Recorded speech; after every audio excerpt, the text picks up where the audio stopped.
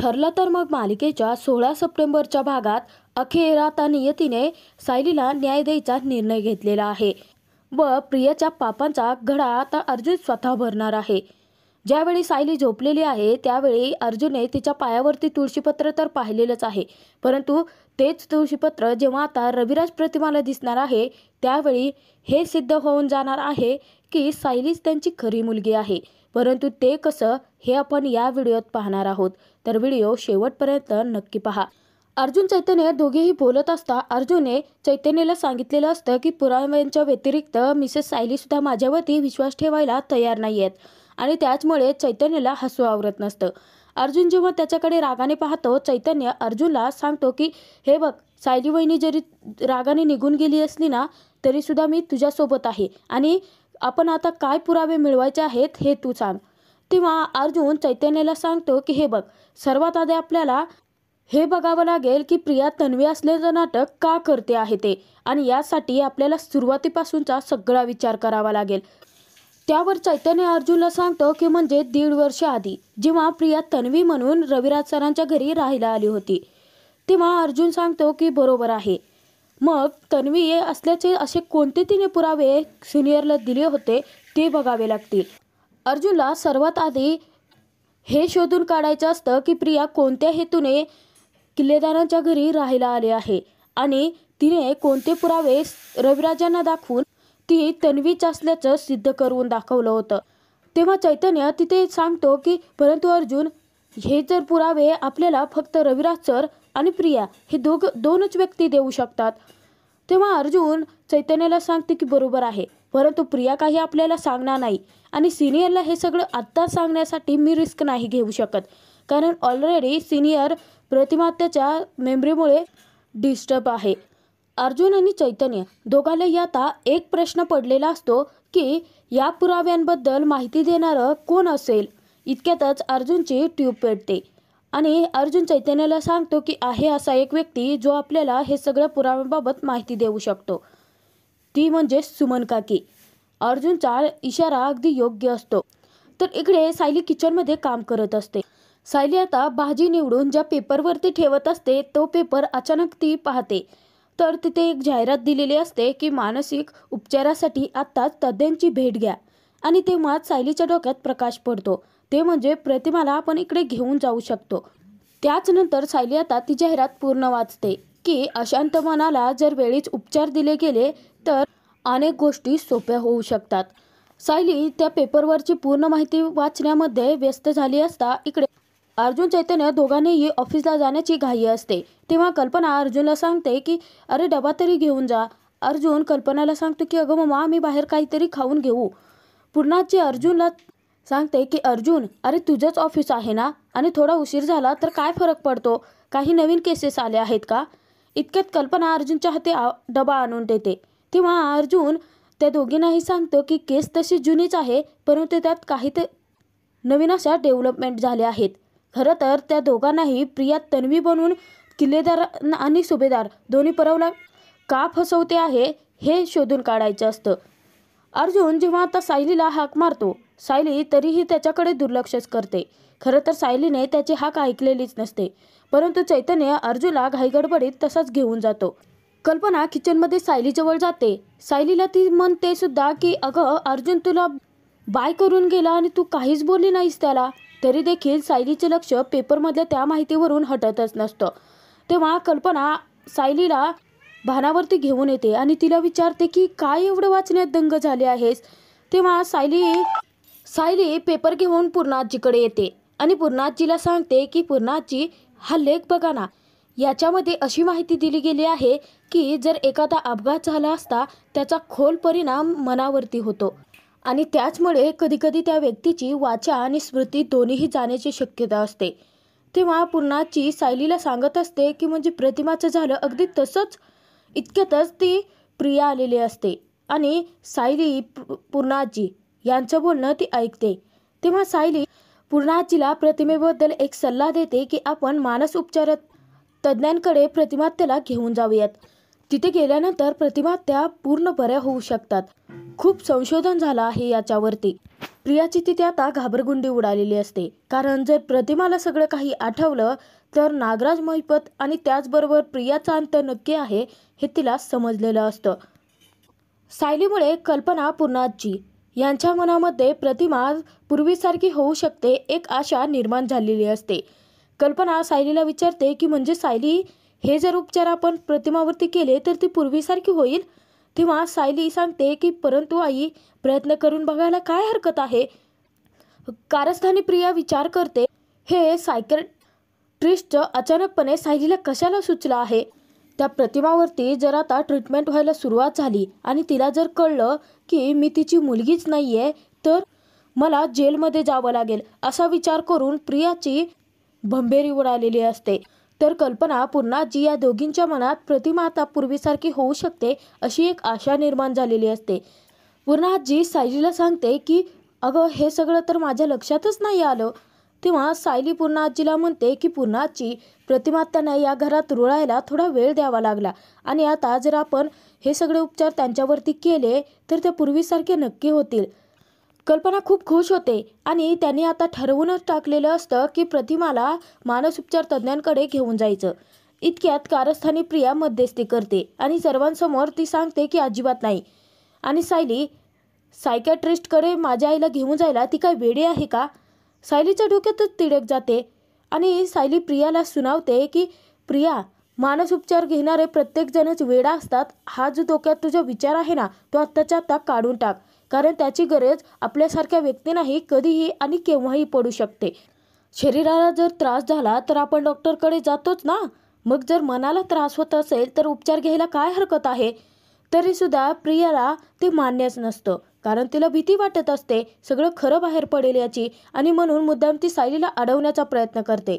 परंतु पूर्णाजी प्रियाला चांगलीच खडसावते आणि तिला सांगते की सायलीचा असा काहीच उद्देश नाहीये.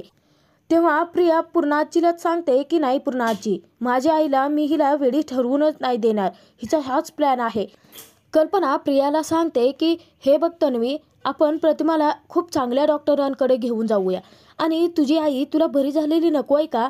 तेव्हा मूर्खासारखं प्रिया सांगते की हवी आहे आणि त्याचसाठी या सायलीला मी माझ्या आईवरती कोणते एक्सपेरिमेंट नाही करू देणार. प्रियाचं म्हणणं कोणालाच पटत नसतं.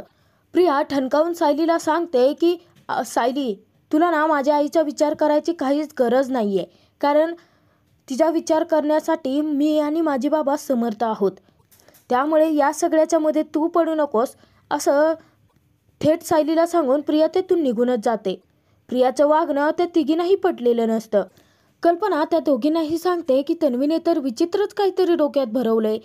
पूर्णाजी तिथे सांगते की या मुलीने ना, हिला ना वागण्याचा धरबंधच उरलेला नाहीये. परंतु सायली, आपण फक्त आता प्रतिमाचा विचार करू आणि तू एक चांगली कल्पना सुचवली आहेस. आपण प्रतिमाला मानसोपचार तज्ज्ञांकडे घेऊनच जाऊयात. पूर्णाजी आणि कल्पना दोघींनीही सायलीचा निर्णय मान्य केलेला असतो. इकडे तोपर्यंत प्रियाचा नक्की काय हेतू आहे हे शोधण्यासाठी अर्जुन चैतन्य दोघेही किल्लेदारांच्या घरी आले असता सुमन त्यांना पाहून थक्कच होते. तर अर्जुन त्यांना सांगतो की काय आहे ना सुमन काकी, प्रत्येक वेळेस तुमची तक्रार असते ना की आम्ही इथे फक्त सिनियरलाच भेटायला येतो, म्हणून आता सिनियर आमच्या घरी आहे, स्पेशली आम्ही तुम्हाला भेटायला आलो आहोत. त्यानंतर सुमन त्यांच्यासाठी पाणी आणायला गेले असतात. चैतन्य आणि अर्जुन दोघेही नागराजला शोधत असतात. सुमन आता पाणी घेऊन आली असता ती दोघीही अर्जुन चैतन्य दोघांना नाश्ता करण्यासाठी आग्रह धरत असते. तेव्हा अर्जुन सुमनला गोड बोलून गुंडाळत असतो, कारण त्याला फक्त माहिती काढून घ्यायची असते.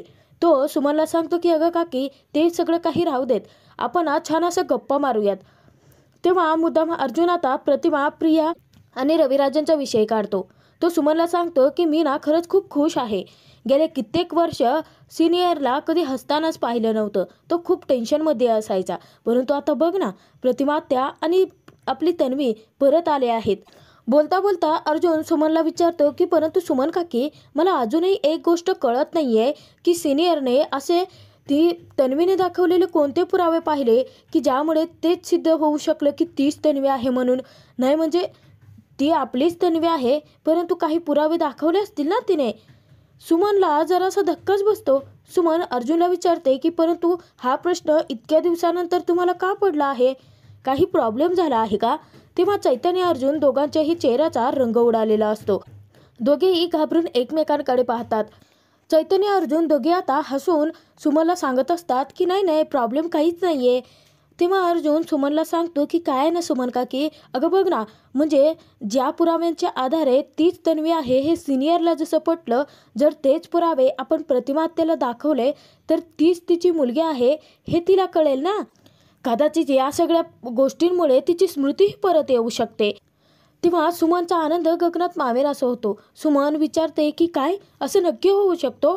तेव्हा अर्जुन सांगतो की हो, ही प्रूव्हन थेअरी आहे, त्यासाठी आम्ही प्रयत्न करतो आहोत ना. तेव्हा सुमनला प्रियासाठी म्हणजेच तन्वीसाठी खूप वाईट वाटत असतं. ती अर्जुनला सांगते की बघ ना अर्जुन, आम्ही सगळे एवढे तिची माणसं जवळची असूनसुद्धा तिला लहानपण आश्रमात काढावं लागलं. आईबापाच्या मायेसाठी तिला तडफडावं लागलं आणि जेव्हा तिला तिचे आईवडील आता मिळाले आहेत तर प्रतिमा वहिनी तिला ओळखत नाही आहेत. किती नशीब वाईट आहे ना तिचं. चैतन्य अचानकपणे बोलून जातो की खरं तर तन्वी तिची ओळख पटावी म्हणून तर आमचे प्रयत्न चालू आहेत. धक्क्याने सुमन आणि अर्जुन चैतन्यकडे पाहायला लागतात. तर तिथे चैतन्य पटकन शब्द पालटतो आणि सुमनला सांगतो की म्हणजे प्रतिमा आत्याला तिच्या खऱ्या मुलीची ओळख पटावी यासाठी तर आम्ही प्रयत्न करतो आहोत ना. तेव्हा अर्जुन सुमनला विचारतो की काकी, तू आम्हाला या सगळ्यामध्ये साथ देशील ना. तेव्हा सुमन खूप खुश असते. ती आपले अश्रू पुसते आणि अर्जुनला सांगते की तुम्ही एवढे छान प्रयत्न करत आहात आणि त्यासाठी मी साथ नाही देणार असं कसं होईल. तेव्हा अर्जुन चैतन्याचा जीव भांड्यात पडतो. अखेर त्यांच्या मदतीला सुमन आलेली असते.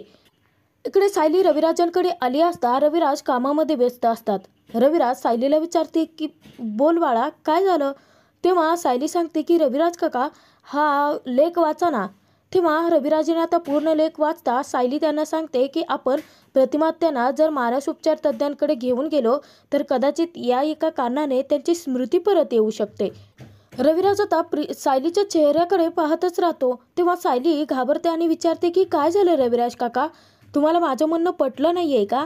नाही म्हणजे याबाबत मी पूर्णाची आणि आईंना सुद्धा कल्पना दिली आहे, परंतु मला असं वाटलं की तुम्हाला सांगावं, कारण प्रियाला तर असं वाटतं आहे की मी तिच्या आईला वेडी ठरवण्याचा प्रयत्न करते आहे. तुम्हालाही असंच वाटतं आहे का. तेव्हा रविराज सायलीला सांगतात की एक मिनिट बाळा, अगं मला कन्व्हिन्स करण्याची काहीच गरज नाही आहे, कारण रविराजांना सुद्धा सायलीचा मुद्दा पटलेला असतो. रविराज सायलीला सांगतात की शरीराला जसं डॉक्टरांची गरज पडू शकते तसंच मनाला सुद्धा गरज पडू शकतेच ना. तेव्हा रविराजांनी म्हणलं पटलं असल्याने सायली खूप खुश होते आणि सायली सांगते की या लेखात सुद्धा तेच दिलं आहे आणि जर मानसोपचार तज्ज्ञांची गरज पडत असेल तर त्यामध्ये कमीपणा वाटून घ्यायला काय हरकत आहे. रविराज सायलीला सांगतात की सध्या प्रतिमा एका ट्रॉमामधून जाते आहे. मी आणि तन्वी त्या अपघातानंतर स्वतःला कसंबसं सावरलं, परंतु प्रतिमाचं हळवं मन अजूनही त्या धक्क्यातून बाहेर पडत नाही आहे. मला खरं तर ही गोष्ट आधीच सुचली होती, परंतु प्रतिमाच बाकी इतर गोष्टींना इतकी घाबरत होती, त्यामुळे मी माझ्या मनातली ही गोष्ट मनातच दाबून ठेवली. तेव्हा सायली रविराजांना म्हणते की मग आता तुम्हाला काहीच हरकत नाही आहे ना, मी जो मुद्दा मांडला आहे तो तुम्हाला पटला आहे ना. तेव्हा रविराज सांगतात की सायली बाळा, मला यासाठी काहीच हरकत नाही आहे. सायली खूप खुश झालेली असते. तिला काहीही करून प्रतिमाची स्मृती परत आणायची असते. रविराज चक्क सायलीसमोर हात जोडतात आणि तिला म्हणतात की या घरात तर सगळ्यात मोठा आधार तू आहे तिच्यासाठी, त्यासाठी खरंच मनापासून थँक्यू. तेव्हा सायली रविराजांना सांगते की काय काका, एकीकडे मला बाळा म्हणता आणि दुसरीकडे माझे आभार का मानताय, आणि जरी मी प्रतिमा त्यांची मुलगी नसले तरीसुद्धा मी त्यांची सून म्हणून सगळी कर्तव्य पार पाडते आहे. रविराज सायलीला सांगतात की माझी एक मैत्रीण आहे सायकॅट्रिस्ट, तिच्याकडे मी फोन करून चौकशी करतो, आपण प्रतिमाला घेऊन जाऊयात तिकडे. सायली खूप खुश झालेली असते, कारण घरातल्या सगळ्यांनीच आता प्रतिमाची स्मृती परत आणण्यासाठी सायलीची साथ दिलेली असते. इकडे तोपर्यंत अर्जुन चैतन्य प्रियाच्या हेतूबाबत माहिती काढत असतात. तर सुमन त्यांना सांगते की तन्वीने जेव्हा तिच्या लहानपणीचा फोटो दाखवला ना, त्याचवेळी तो फोटो पाहता क्षणी टचकन माझ्या डोळ्यात पाणीच आलं, कारण माझ्या डोळ्यांच्या समोर लहान तन्वीचाच चेहरा आला. तेव्हा अर्जुन तिथे सुमनला विचारतो की मग दुसरं असं काही दाखवलं होतं का आणखीन पुरावे की ज्यामुळे तीच तन्वी आहे हे तुम्हाला समजलं. तेव्हा सुमन अर्जुनच्या वाढदिवसाची एक आठवण सांगते. ती अर्जुनला सांगते की हां, तुझा वाढदिवस होता ना, त्या दिवशी पुन्हा आजीने तुझ्यासाठी एक छानसं लॉकेट बनवून घेतलं होतं आणि ते लॉकेट पाहता तन्वी रडायला लागली होती. कारण तिलाही तेच लॉकेट हवं होतं. तेव्हा अर्जुन तिथे सुमनला सांगते की हो, माझ्या लक्षात आहे. आणि अर्जुन सांगतो की आणि तेच लॉकेट मी तिला दिलं होतं. बरोबर ना? तेव्हा सुमन सांगते की हो आणि तेच लॉकेट आम्ही थेट आता मोठ्या झालेल्या तन्वीच्या गळ्यात पाहिलं. अर्जुनला मोठा धक्काच बसतो. जे लॉकेट त्याने स्वतःहून काढून तन्वीला दिलं होतं, त्याच्या तन्वीला, ते हे या प्रियाच्या गळ्यात कसं? तर चैतन्य परत एकदा सुमनला विचारतो की सुमन काकी, तुम्हाला अजून काही आठवतंय का? काही आणखीन पुरावे? तेव्हा सुमन सांगते की नाही, मला आता आठवत नाही आहे. हां, परंतु या सगळ्यांच्यामध्ये तुम्ही रविराज भाऊजींची मदत घेऊ शकता. मग त्यांना सगळे पुराव्यांबाबत माहिती आहे. तेव्हा तिथे अर्जुन सांगतो की नाही सुमन काकी, आम्ही सिनियरची मदत नाही घेऊ शकत. नाही म्हणजे आम्ही त्याला न सांगता हे सगळं करतो आहोत ना, आणि तू सांगू नकोस हा. सुमनला अर्जुन आणि चैतन्याची ही गोष्टच खटकते की रविराजांना काहीच कल्पना न देता हे दोघे जणच आता प्रयत्न करतायत.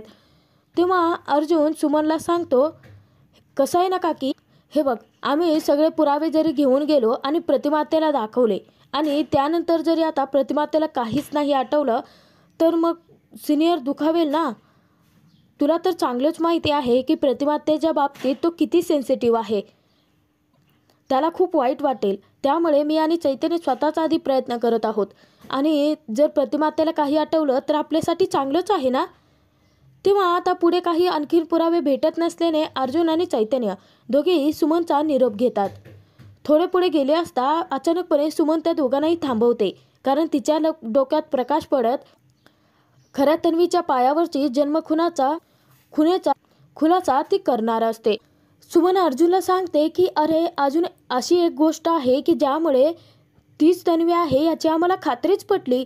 कारण खऱ्या तन्वीच्या पायावरती तुळशीपत्राची जन्मखून आहे. पानाच्या आकाराची खून आहे ती. आणि ती खून जेव्हा तिने आम्हा सर्वांना दाखवली तेव्हा प्रश्नच मिटला.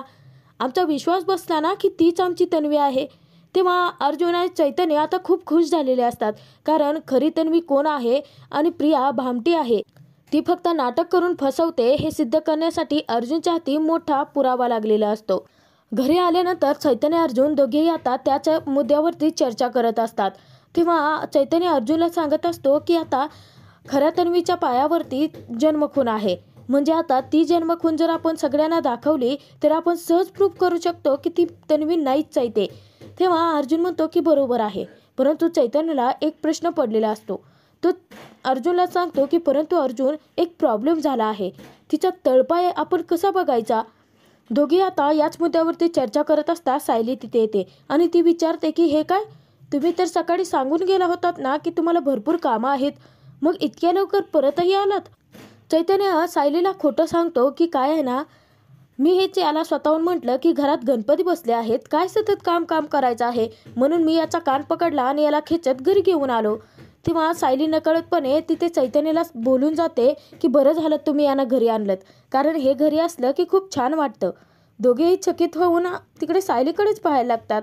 त्यानंतर सायली शब्द पालटते आणि अर्जुनला सांगते की नाही म्हणजे घरच्या सगळ्यांना छान वाटेल ना, घरात गणपती आहेत, सण उत्सव साजरा होतो आहे, एकत्र असले की बरं वाटतं सगळेच जण.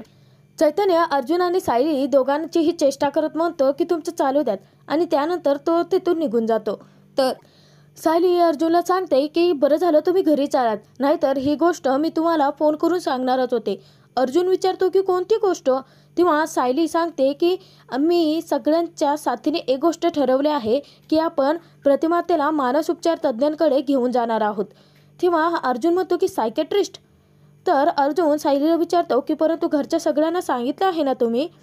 तेव्हा सायली सांगते की हो, मी सगळ्यांना सांगितलं आहे आणि सगळ्याची सहमतीसुद्धा आहे. परंतु एक प्रॉब्लेम आहे की मी जे करते ते प्रियाला आवडत नाही आहे. अर्जुनच्या डोक्यात प्रकाश पडतो. अर्जुनला तेच वाटत असतं. अर्जुन सायलीला सांगतो की बघितलं, ही अजून एक अँटिक गोष्ट आहे, याच्यावरती आपण विचार करायला हवा आहे. म्हणजे ती तिच्या आईच्या चांगुलपणाचा विचारच करत नाही.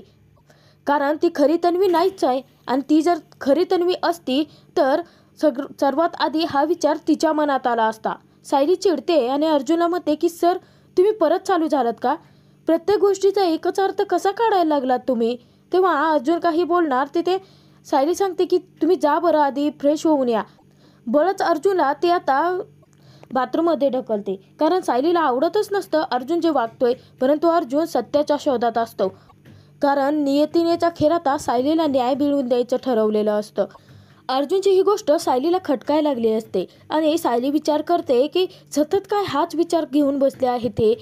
सायलीलाही आता टेन्शन आलेलं असतं. हा भाग इथेच संपतो. पुढील भागात आपण पाहणार आहोत की प्रिया मुद्दाम आता प्रतिमाच्या डोक्यामध्ये सायलीच्या विरोधात विचार भरवण्यासाठी जाते. ती प्रतिमाला सांगते की आई अगं, ती सायली ना तुला वेडी ठरवण्याचा प्रयत्न करते आहे. ती ना त्या वेड्यांच्या डॉक्टरकडे तुला घेऊन जाणार आहे. परंतु प्लीज तू त्या सायलीचं अजिबात काहीच ऐकू नकोस हा, असं प्रियाने सांगून आता प्रतिमाला घाबरवलेलं असतं. त्यानंतर जेव्हा सायली आता झोपलेली असते, अर्जुन त्याच्या कामामध्ये बिझी असतो. गाढ झोपलेली सायली जेव्हा कूस बदलते त्याच वेळेस सायलीचा उजवा तळपाय उघडा पडतो आणि अर्जुनचं अचानकपणे लक्ष जातं. सुमनने जी जन्मखून खऱ्या तन्वीच्या पायावरती सांगितलेले असते, तीच जन्मखून इथे अर्जुनला सायलीच्या पायावरती दिसलेली असते. आणि त्याच एका कारणाने अर्जुनला आता सत्याचा खुलासा होत खूप मोठा धमाका झालेला असतो.